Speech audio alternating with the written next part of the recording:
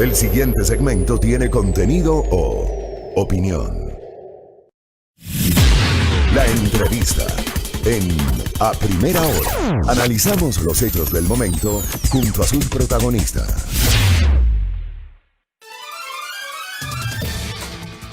Muy bien, 7:08 en la mañana, gracias. Hagamos un stop, una pausa en el tema político. Retomemos los temas asociados a la emergencia sanitaria que no se ha terminado. Aunque el 13 de septiembre finalizará el estado de excepción y desde el 14 ya no tendremos restricciones como el toque de queda, ni restricciones a las libertades de asociación, de reunión y de tránsito conforme manda la Constitución, debemos cuidarnos, debemos protegernos. Debemos mantener las medidas de bioprotección y, por cierto, si es posible, conocer y entender por qué se requiere y se debe uno hacer una prueba de laboratorio. Sobre esto, evidentemente, hay una serie de cosas que debemos conversar el día de hoy para conocimiento de nuestro público. ¿Qué significan estas pruebas de laboratorio vinculadas al COVID-19? Silrat, por favor. Muchas gracias, Fabri. Así es, para abordar este tema estamos ya con Clever Sáenz, él es médico patólogo de SINLAF. Muy buenos días, ¿cómo está, doctor? Buenos días, muchísimas gracias por la gentil invitación. Buenos días a los radioescuchas. Aquí atento para solventar sus preguntas.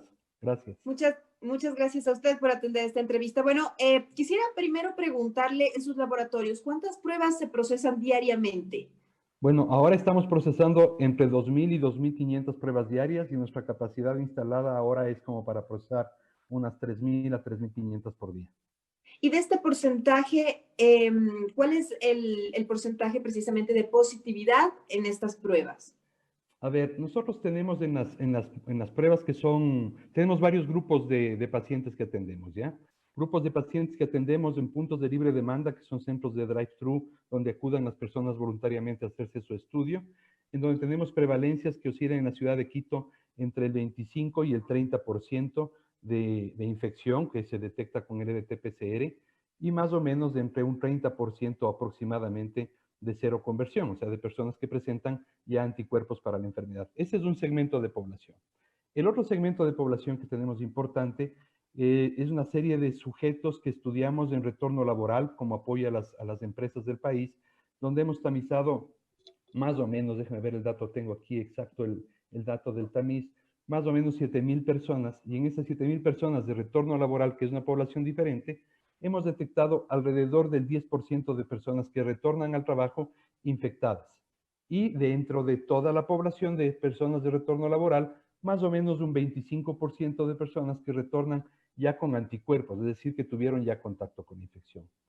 Por otro lado, están las muestras que nos remiten laboratorios de todo el país, que son clientes nuestros, de alrededor de 800 en el país, y en donde la prevalencia de infección general que tenemos oscila entre el 10 y el 12%. Esos son los datos así gruesos que te puedo comentar. Quisiera saber también cuál es el comportamiento del ciudadano, a qué tipo de pruebas acude más y cuáles son también los sectores donde se realizan estas pruebas para quienes lo hacen de manera voluntaria o también por el tema laboral. ¿Cómo funciona?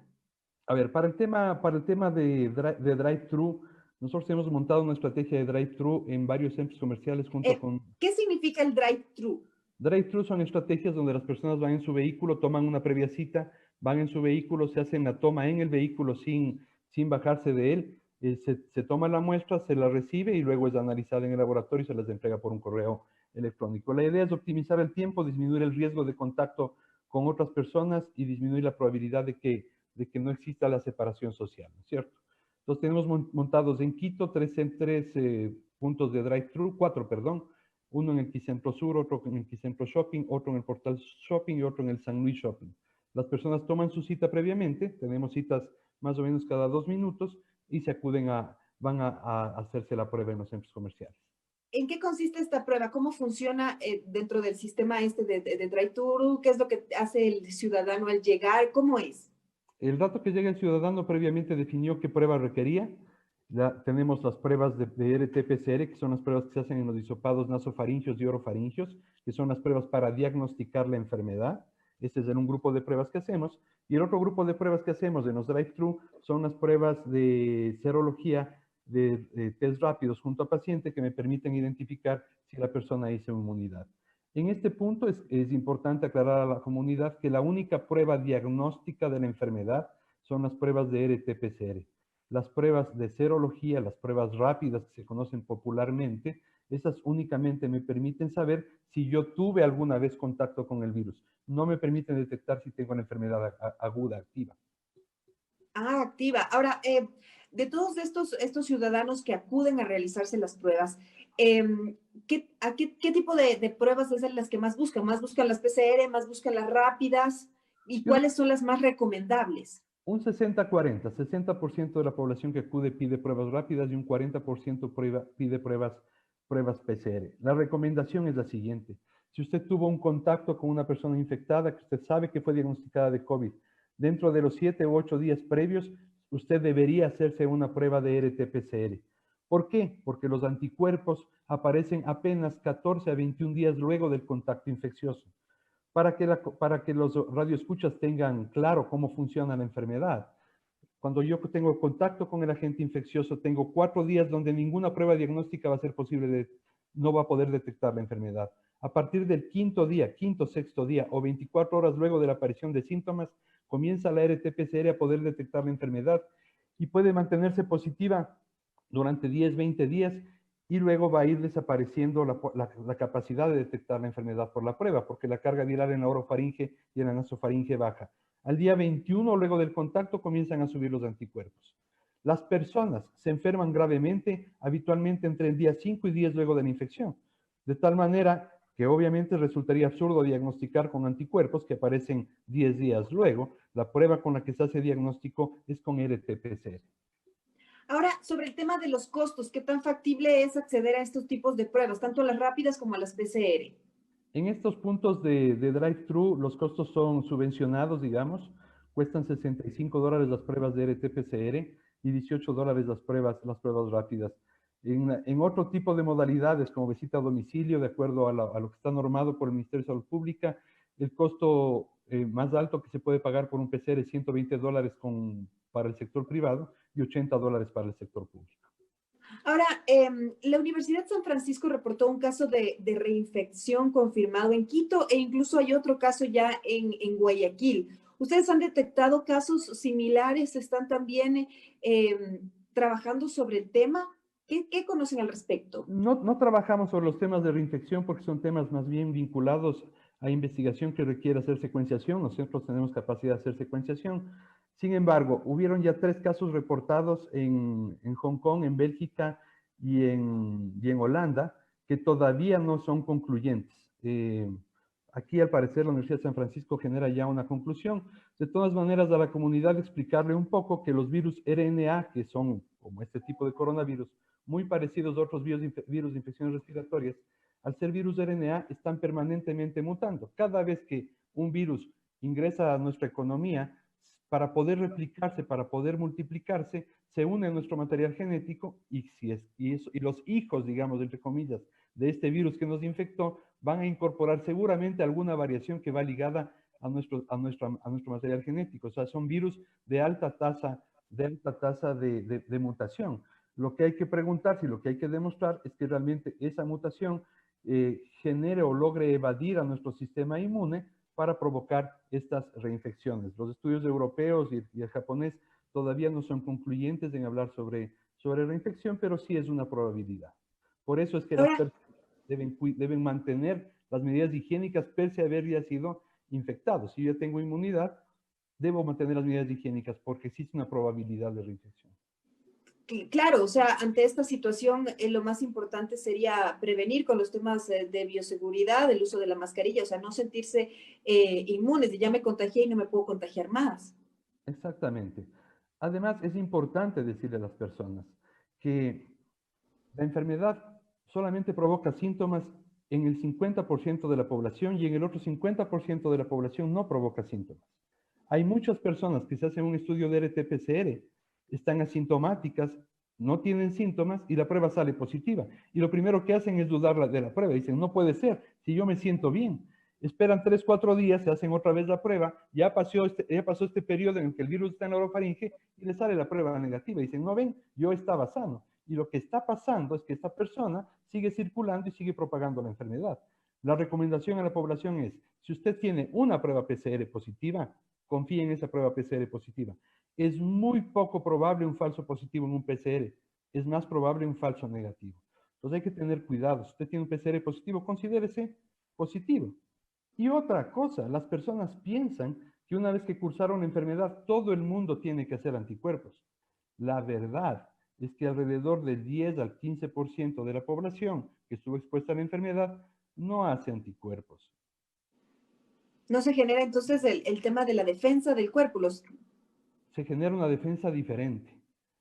Las personas que tienen, cuando a nosotros nos agrede un agente externo, un virus, una bacteria, nuestro organismo tiene dos mecanismos de defensa. Uno que está mediado por células, que se llama inmunidad celular, y otro que está mediado por anticuerpos, que se llama inmunidad humoral. El primero que actúa es la inmunidad celular. Y cuando yo tengo una inmunidad celular que es muy fuerte, muy potente, muy poderosa, lo que hace es tomar al agresor, destruirlo rápidamente y lo elimina. Y no da oportunidad a que el sistema inmune genere estas proteínas de anticuerpos que tienen todo un proceso por detrás. Eso no quiere decir que yo quedo desprotegido, porque mi sistema inmune celular queda con unas células de memoria que seguramente en la próxima agresión van a actuar, ¿ya? Pero el no tener anticuerpos no constituye una evidencia de que yo no tuve la infección necesariamente. Ahora, doctor, quisiera saber su posición respecto, a partir del 13 de septiembre nos cambian las reglas de juego prácticamente, se termina ya el estado de excepción y entraremos pues en una etapa del cuidado personal y prácticamente ya sin estas reglas de protección que estaban establecidas y que estarán hasta el 12 de septiembre. ¿Cómo se evalúa desde el punto de vista médico esta decisión tomada por las autoridades? ¿Es correcta? Yo creo que hay que tener un balance entre lo que es la condición económica del país y la condición biológica. Desde el punto de vista médico, yo le diría, a mí me encantaría poder seguir encerrados un par de meses más hasta lograr tener más claro el panorama epidemiológico, que no es muy claro todavía, lastimosamente, pero también hay que tener un balance. Yo creo que es un momento en el que nos jugamos a la responsabilidad de las personas, de la responsabilidad individual y a mi responsabilidad con los demás, a la capacidad nuestra de poder seguir monitoreando el comportamiento de la enfermedad y poder decidir cuándo sea necesario nuevamente tener un aislamiento general para controlar algún rebrote si es que este se viene a dar, como se ha dado en varios países del mundo, un ejemplo lo que está pasando en Corea. Así que hay que tener un sistema de vigilancia fuerte que nos permite ir viendo cómo vamos, una conducta de educación personal que hable seriamente de la protección, que básicamente debe estar dada por el distanciamiento social, el lavado de manos, el uso de alcohol gel y el empleo de la mascarilla. Cualquier medida adicional puede ser considerada una medida de sobreprotección. Ejemplo, el lavado de los pies, el fumigar a las personas, los túneles de desinfección, son medidas que no han demostrado la eficacia en términos de salud pública y que más bien ponen en riesgo a las personas. O el uso de esos trajes completos, ¿no? Yo digo, a veces estamos en la moda de los teletubbies, esos trajes completos de protección, que los debemos usar las personas que estamos en contacto directo con el paciente respiratorio o las personas que estamos trabajando con el virus en los laboratorios. Pero si usted va al supermercado, no hace falta que se ponga guantes, que se ponga un traje completo. El virus no se le va a pegar al cuerpo porque biológicamente es imposible. Existen una serie de mecanismos físicos y biológicos que impiden que el virus adhiera a la superficie del cuerpo. Lo que sí se contagia es por el contacto con la boca, con las nariz o con las gotas de flujo que generamos al hablar. Ahora, doctor, también se van a permitir ya los partidos de fútbol, el deporte y los juegos en los que hay también contacto. Las autoridades han dicho que lo hagan con mascarilla. ¿Cuál es la recomendación médica ahí? Es la misma, o sea, hay que mantener alejamiento. Para yo poder asegurar que un jugador de Pero fútbol... y en un partido de fútbol, en un barrial, en el juego de los amigos, ¿cómo se mantiene ese distanciamiento? ¿Es prudente? ¿Es recomendable? No sería recomendable técnicamente a menos que exista una metódica de control, ¿no? ¿No es cierto? Nosotros, por ejemplo, estamos asesorando a la Liga Pro y estamos apoyando en los temas del manejo de los controles previo a los partidos lo cual permite de alguna manera asegurar que todos los actores que están dentro de la cancha disminuyan la probabilidad de contagio. Si lo hacemos esto en un barrial, pues va a ser prácticamente imposible por costos y por posibilidad de seguimiento. Por eso hay que apelar a la racionalidad de las personas y a cómo nosotros podemos generar el autocontrol. Yo creo que hay que pasar del control punitivo al control dado por la conciencia ciudadana y que va mediado por la educación. Muchas gracias, doctor. Le agradezco por esta conversación, por este diálogo con nosotros. Muchísimas gracias. Espero haber aportado algo para ustedes y para los radioescuchas. Muy buenos días.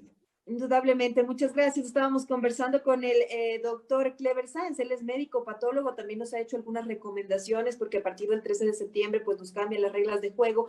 Vamos a volver, ya se nos termina el estado de excepción y va a depender mucho de nosotros y de nuestra responsabilidad. Nos ha explicado que no es prudente aún salir a jugar fútbol ni realizar deportes de contacto y que será fundamental el cuidado personal. 7 de la mañana con 25 minutos en A Primera Hora.